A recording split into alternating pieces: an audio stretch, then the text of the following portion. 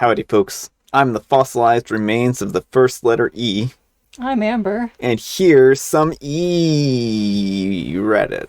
What exactly are the fossilized remains of the first letter E?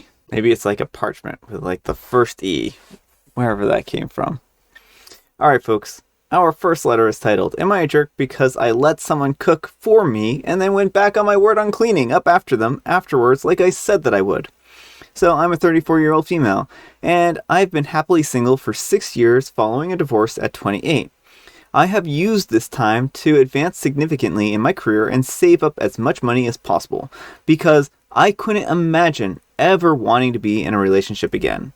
Since I had nothing else going on, I was able to work stupid amounts of hours, which gave me many kinds of advantages in getting ahead. Since I reached a new level recently, which counterintuitively is less stressful, and now am on track to retire by 45, I thought about dipping my toes into dating again. I've been dating Brad for a few months, and we recently became official. We spent most of our time together out doing things, rather than home. I tend to eat out. Recently, Brad brought up how we should be more frugal. I actually am extremely frugal and live well below my means, so I already thought that it was a bit weird to be included in that statement. Although I do eat out often because I spend most of my time at work. It's cheap, simple food mostly. However, I wanted to support Brad in becoming more frugal. I have cooked for Brad a few times before. So Brad suggested that this time he would cook dinner for us one night in exchange that I would clean up. I did not ask him to clean up when I cooked for him, but I thought that this was fine and I agreed to it. Well, I arrived and Brad had cooked a pot roast and made a salad. This was fine by me, it was simple, it tasted good, etc. He then said that he would relax and watch TV while I cleaned up. This was my first surprise because he had made an absolute mess around his plate and expected me to clean the whole table by myself. Okay, fine. I loaded everything up and entered the kitchen. The kitchen looked like a tornado had struck it. It seemed like every bowl, dish, plate, utensil that he owned had been used, and there was spilled food, crumbs, and sauce everywhere, on the countertop, and over and on the floor. I've never known him to be a slob before, and I was really shocked. I stood in the doorway and said, "Really?" He seemed not to hear me. I walked over and said, I wasn't expecting this level of mess. He got upset and said passive-aggressively, well, I'm pretty exhausted after cooking for us while you did your own thing, but if you don't want to help, then I guess I'll do that too. I'd never known him to be passive-aggressive before either, which is my number one turnoff. I turned and I went back to the kitchen and began cleaning. After 35 minutes of cleaning, I felt as if I had not even made a dent. This would have taken hours to clean. All of a sudden, I was over it, and I walked out. I picked up my bag, and I just left. I messaged Brad that it was clear that we were not compatible, and I wished him the best of luck in the future. I expected that to be the end of it, but he's been blowing up my phone with how much of a jerk I am, and the messages are only getting worse. Alright, folks, what do you think? Jerk? Not the jerk? Not the jerk, and you have dodged a bullet. When people make the agreement to clean up after cooking, there is an assumption going into it that the person will have used a reasonable amount of dishes and done their best to keep the space tidy. That is clearly not what happened here, and all I can figure is either one, he hadn't done dishes in a week and wanted someone to trick OP into doing it, or two, this is one of those weird tests to get OP acclimated to cleaning up after him, so if they're in the relationship long term, he can just kind of slack off and do nothing. OP made a promise and OP needed to keep that promise. No. I'm just kidding. I'm feeling very bad for OP because, when I cook, I try to use one dish.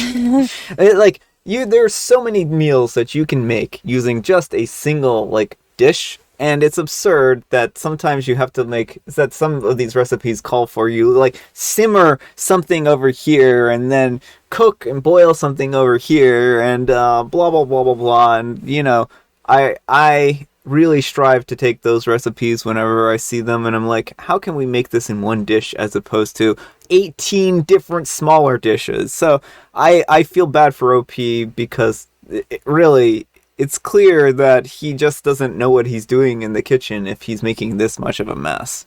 So, yeah, I don't know. I think she dodged a bullet too. Well, and the whole, like, now he's getting, like, passive aggressive with her, too. Like, it's clear that it seems like they made things official, and then he's like, okay, we're official. I can be my true self now and, like, just be a slob and be passive aggressive. Yeah. And it probably is that. And I think OP is just over all that kind of immaturity. It seems like she already knows what she wants out of a relationship, and she's fine with being single. And if you're fine with being single and able to walk away from a bad relationship on the first sign of it's going to be a bad relationship, then I mean, I think that that's not necessarily a bad thing. Oh, I think it's a great thing. I wish a lot of people had that much clarity that OP has here. Yeah. Well, and I mean, sometimes there are going to be difficult challenges in relationships, is all I mean, and you're not always going to see eye to eye on things. But I do think that this in particular was a pretty big red flag. The kind of a more to what's coming in the future type of thing. So, yeah, I don't think OP is the jerk. But let us know what you folks think. Anyhow, take care and good luck. And No Nut says, not the jerk, go back to being happily single. The real Brad here is starting to show. And Atomic Impact says this, Brad wanted you to clean up after him and the messes that he makes. MMN Vixen says, I have two suspicions. One, Brad made such a huge mess to get you to agree that he will never have to cook again. And two, Brad is really into traditional gender roles and he is gradually segueing you into that role. And it sounds like you made the best move you could. Bye bye, Brad. Yeah, I have strong suspicions toward that second one. Well, I think it could be either. Oh, yeah. I don't know which one it is, or even if he just really is inept in the kitchen. He could just be sincerely inept in the kitchen and just doesn't know what he's doing, and somehow managed to use every dish in the house. Well, the odd thing is OP says that his house isn't usually like that, so... Well, he probably was trying to make a fancy dinner, is all. And he thought that this was going to be a nice fancy dinner. And then when he made it, maybe it just was a lot more effort than what he realized. I don't know. I really do not know. I think like if I had made a mess that was that big, I would feel certainly bad about it and offer to help to clean up at that point in time. All right, folks. Our next letter is titled, Am I a jerk for sending my wife away and not checking up on her? And just a warning, this one is pretty terrible. I'm a 28-year-old male. And my wife, a 24-year-old female, has a very strong bond with her family. Last month, both of her parents moved to live with her brothers in Australia, and she's been feeling very down since. I'm definitely at fault for not making enough time for her these past few weeks due to excessive workload at my new job. This all led to constant arguments initiated by her. It started to get really suffocating and frustrating for both of us, so I asked her if for a few days she can go and live at her parents' house that they've left in her care. She did not say anything, but packed her stuff and left in the morning. I only wanted to have some time alone for her to clear her head. I assumed that she needed the space and called to ask her if she'd reached there safely and needed groceries since it'd been a month since the house had been emptied. She didn't pick up any of my calls, but sent a text later to inform me that she's there. I thought that she really wanted to spend this time alone, so I decided not to bother her because she's an introvert who often needs her own personal space. We talked very briefly over messages a few times after that. But on Tuesday, I took the day off of work to go see her since it had been over a week and she didn't return any of my calls. I got to know that she had been sick for days and is on leave from work. When I asked her why she didn't inform me, she said that she didn't want to bother me. I took her to see the doctor, and it turned out that she has jaundice and is 4 weeks pregnant. Now she's back home, and I apologize, but she's unusually reserved, and I feel like I am the reason.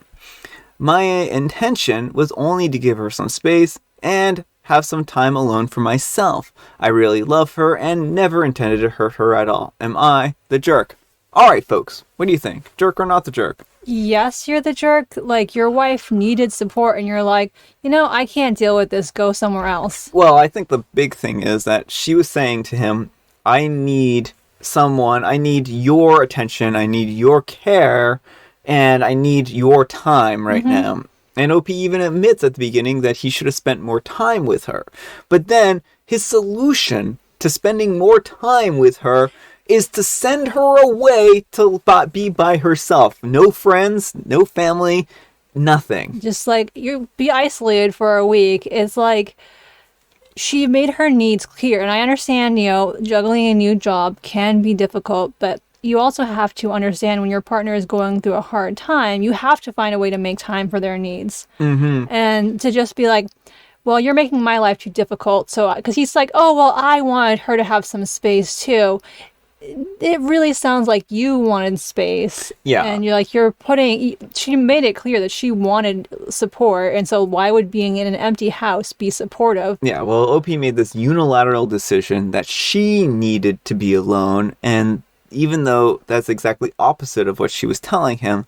And then he's surprised when she's cold to him. So, yeah, OP, I do think that you're in the wrong here. I think that you really need to do a better job at listening to your wife, and she is understandably upset at you because you didn't listen to her. You made assumptions about what she wanted and what she needed, and then you made unilateral decisions in your relationship about how to care for her. Well, and that's a really good point, is that never once was he like, would you like some space? Or he's like, oh, well, clearly she wants space because she's an introvert. Like, I'm an introvert, but when I'm having a bad time, I want to be consoled by my partner. Like, I don't want the entire world rushing in and consoling me, but, I want to have someone who I can vent to, someone who I can, hug and stuff like that. And, like, that's probably what she was looking for. Yeah. So I think OP massively failed here. And, I mean, it's probably about time OP works on that work-life balance, because especially if you're going to have a kid, if you want this relationship to continue, you're going to have to learn how to put your partner and child as a greater priority. Yeah, exactly. So anyhow, take care and good luck. All right, folks, it is tea time. Grab your beverages of choice. I've got some tea right here. And Amber, she's got a joke. Knock, knock. Knock, knock. Are you the tea person? I ordered tea. Knock, knock. There's nobody home. There never was. This is not a house. This is a rock. You're knocking on a rock. Knock, knock. Who's there? Bed. There's no bed in this house. What? Why would a bed be at my door? Knock, knock. Am I dreaming? Am I hallucinating? Knock, knock. This does not seem safe. I do not trust beds at my door. Knock, knock. Who's there? Bed. Bed? Who? Bed, you can't guess who this is. I can't guess who it is because it's a bed. It's a downy, fluffy, soft bed, and it's at my door. And I mean, I think Kant had a experiment like this at one point in time when the bed is at your door. I believe that was the murderer at your door. And I have Mega Mint tea. It was also just a thought experiment. He did not actually send a murderer to someone's door. All right, folks, that's all the time we have for today. Thank you so much for watching. Amber, I need some moral guidance, and to celebrate our newfound knock-knock joke, why don't we make it an anti-knock-knock joke? Knock, knock! Knock, knock! I'm trying to remember the stories. Oh, there weren't any stories. It was just a bed. That's all it was. There was just dreams, Amber. And that's it. Dreams. So knock, knock. Instead of making assumptions about what your partner wants, maybe try asking them what they need. That is a welcome guest at our door. Thanks so much for watching, and we will see you all tomorrow. Bye!